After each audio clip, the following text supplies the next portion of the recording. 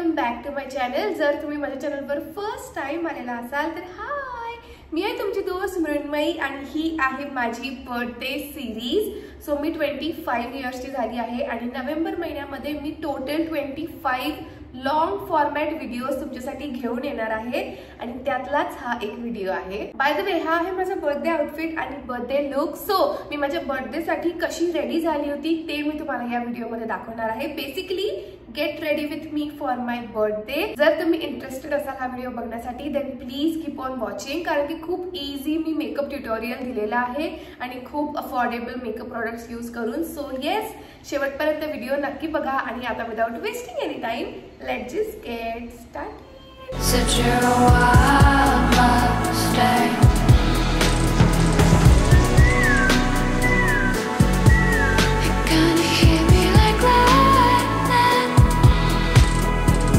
ऊन तर काय मस्त पडली आहे, पण या उन्हामुळे माझे मस्त पिंपल सुद्धा हायलाइट होत आहे। बर्थडेचं इतकं स्ट्रेस घेतल्यावरती पिंपल तर येणारच। एनिवे, केस आपले साईडला करून घेऊ।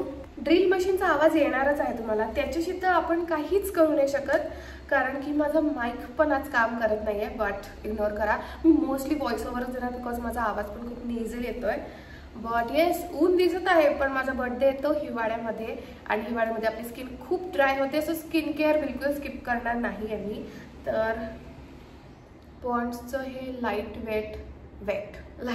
वेट जेल मॉइश्चरायझर यूज करते।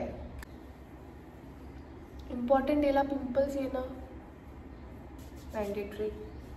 ॲक्च्युली स्ट्रेस पण खूप होता आणि स्ट्रेसमुळेच तुम्हाला असे पिंपल्स वगैरे येत असतात आणि म्हणजे वन ऑफ द रिझन ते असतं। आपण म्हणतो ना इम्पॉर्टंट डेला काय येतं, कारण की आपण इम्पॉर्टंट डेचं इतकं स्ट्रेस घेतो आणि मग त्याच्यामुळे अशा ह्या पिंपल्सच्या थ्रू तो बाहेर पडतो स्ट्रेस। सो येस, माझे डोळे थोडे सुजले आहेत बट ठीक आहे, ते हळूहळू होऊन जातं।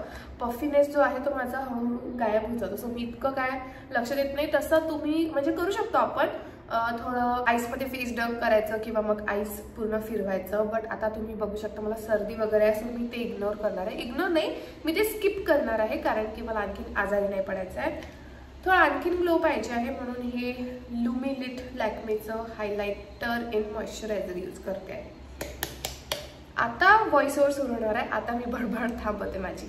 हे जे लुमिलिट क्रीम आहे लॅक्मेचं, हे माझा बर्थडेचा मेकअप असो, एव्हरीडे मेकअप लुक असो किंवा मला कुठे फंक्शनमध्ये जायचं असो, प्रत्येक मेकअप रुटीनमध्ये ॲड झालेलं आहे। इतकं सुंदर ते दिसतं। मी याच्या आधी पण 1-2 इल्युमिनेटर्स ट्राय केलेले आहेत, बट त्यांच्यापेक्षा मला हे जास्त आवडतं। एक तर याच्यामध्ये पिंक टोन आहे, तो एकदम नॅचरल वाटतो। फाउंडेशनच्या खाली हे काय मस्त दिसतं। रात्रीच्या जागरणामुळे हे जे पांडासारखे आईज झालेले आहेत त्याला कन्सील करायला हे मेबेलिनचं कन्सीलर यूज करताय, बट आताच ते ब्लेंड करणार नाही आहोत। त्याला तसं थोड्या वेळ सेट होऊ देऊ आणि तोपर्यंत आपण आपले आयब्राउज करूया। जर तुम्ही आयब्राउज स्किप करत असाल तर प्लीज ही स्टेप स्किप नका करू। तुम्ही एखादं आय शॅडो पॅलेट घेऊ शकता, त्यातला ब्राऊन कलर घ्यायचा, ब्लॅक नाही। ब्लॅक कलर घेतल्याने तुमचे आयब्राउज हागीमारू सारखे दिसणार। सो त्या ब्राऊन कलरने तुमचे आयब्राउज छान फिल करून घ्यायचे आणि ती स्टेप झाल्यावर मग आपण हे कन्सीलर ब्लेंड करणार आहोत। याचा फायदा सांगू, याने ना जास्त छान कव्हरेज मिळते आणि आपल्याला कमी प्रोडक्ट मध्ये चांगली कव्हरेज मिळते बेसिकली। सो म्हणून मग हे थोड्या वेळ सेट होऊ देत असते मी।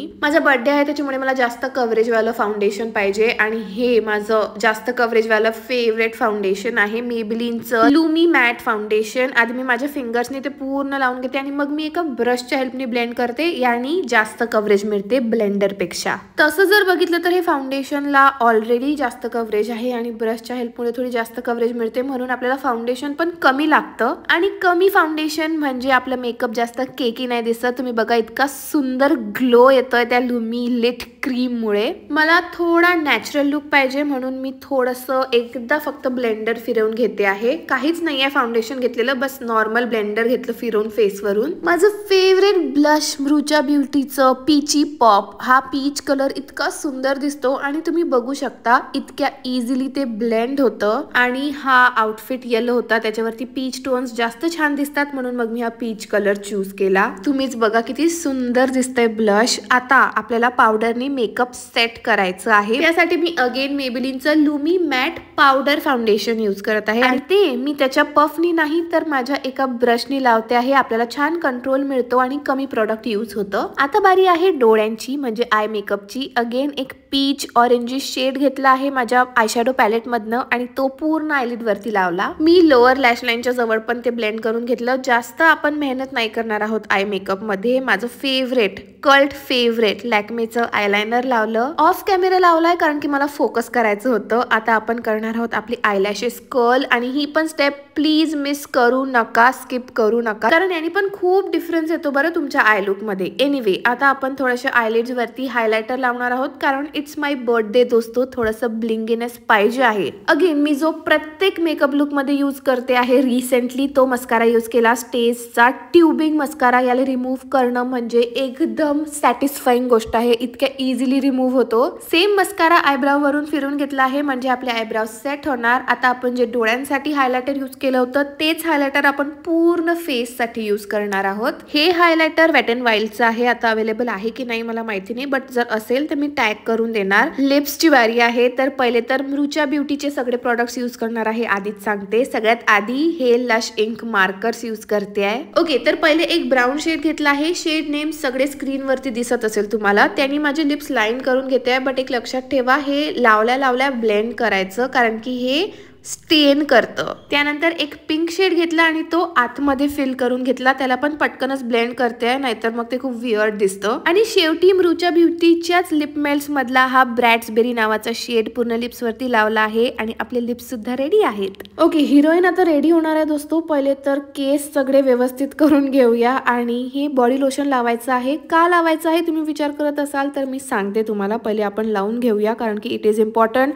ड्राय नाही दिसायचं आहे बर्थडेला, आपल्याला हायड्रेटेड दिसायचं आहे. त्याच्यामुळे जर तुम्ही ऑफ शोल्डर घातलं असेल तर तुम्ही तुमच्या कॉलर बोनला नेकला सुद्धा लावू शकता. आणि जर स्लीवलेस घातलं तर शोल्डर्स विसरू नका कारण की आता आपल्याला त्यावर हायलायटर लावायचं आहे. येस, सगळीकडून चमकायचं आहे दोस्तो, बिलकुल. तुम्ही वाटले पाहिजे की तुम्ही बर्थडे गर्ल आहात.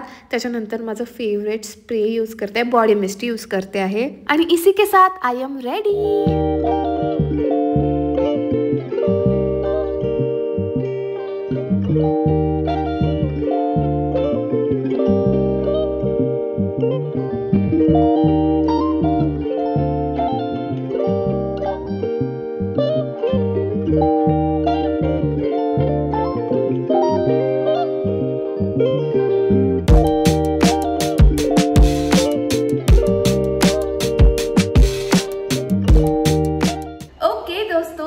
That's it for today's video. मला सांगा तुम्हाला हा मेकअप लुक कसा वाटतोय. इतका सिंपल तरीही इतका सुंदर मेकअप लुक दिसतोय आणि ह्या उन्हामुळे तर जास्तच उठून दिसतोय तो. आणि या ड्रेसवरती छान कॉम्प्लिमेंट करताय. सगळं काही असं पेस्टल होतं आणि लाईट होतं म्हणून मी लिप्स थोडेसे झटॅक ठेवले आहेत कारण की काही तर पाहिजे एलिमेंट थोडा बर्थडेचा.